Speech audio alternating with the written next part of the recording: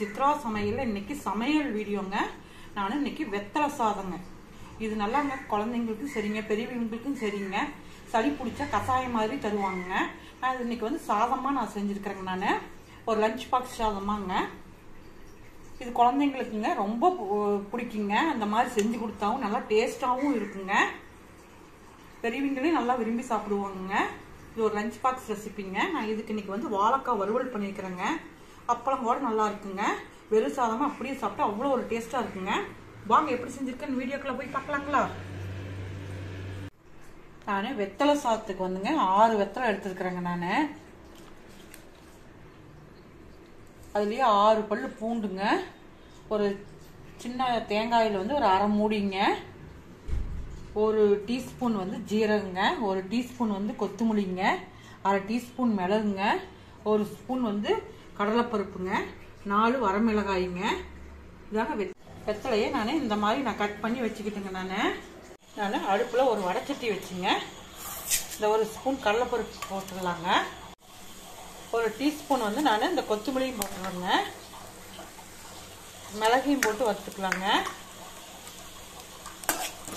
அது கூடவேங்க நான் இந்த பூண்டு ஒரு 5-6 பல்லுங்க,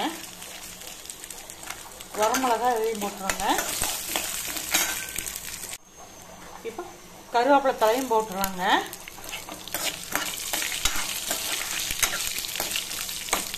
இப்போ நம்ம இந்த வெத்தலையும் போட்டுங்க நல்லா எண்ணெயில் வதக்கிக்கலாங்க. நல்லா வதக்கிக்கணுங்க. இப்போ இந்த வெத்தலையில வதக்கியாச்சுங்க. தேங்காய் அரை மூடி வச்சிருந்தோம் இல்லைங்க, அதையும் போட்டு அப்படியே வதக்கலாங்க. இது கூடவேங்க நான் இந்த ஜீரகம் ஒரு டீஸ்பூன் அதையும் போட்டுடலாங்க. போட்டு வறுத்துக்கலாங்க. இந்த மாதிரி நல்லா வறுத்தாச்சுங்க, வதக்கியாச்சுங்க எல்லாம் தேங்காயிலெல்லாம். இதை ஆற வச்சு நம்ம அரைச்சிக்கலாங்க. இந்த மாதிரிங்க தண்ணி ஊற்றாதாங்க, இந்த மாதிரி கொரன்னு அரைச்சிக்கணுங்க. தண்ணி ஊற்றி அரைச்சிடாதீங்க. அடுப்பில் ஒரு வடைச்சட்டி வச்சுங்க, எண்ணெய் ஊற்றிக்கிறேன். எண்ணெய் காஞ்சிச்சுங்க. இப்போ நம்ம இந்த உளுத்தம்பருப்பு போட்டுடலாங்க. அது கூடவேங்க ஒரு 4 முந்திரிங்க. இது ஆப்ஷன் தாங்க. அதுலேயே நான் 2 வரமிளகாங்க, கொஞ்சம் கருவேப்பிலை தலையும் போட்டுறோங்க.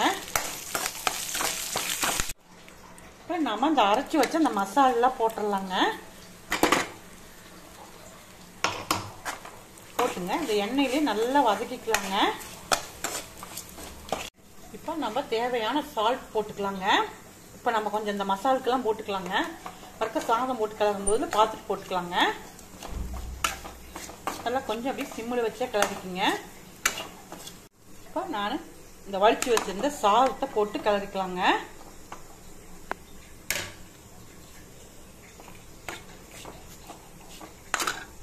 நம்மளுடைய வெத்தலை சாதம் ரெடி ஆயிடுச்சுங்க.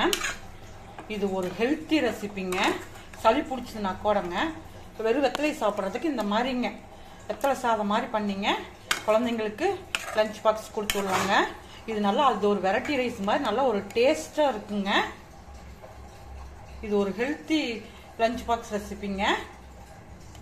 லைக் பண்ணுங்க, ஷேர் பண்ணுங்க, மறக்காம சப்ஸ்கிரைப் பண்ணுங்க. இந்த வீடியோ பார்த்ததுக்கு ரொம்ப நன்றிங்க.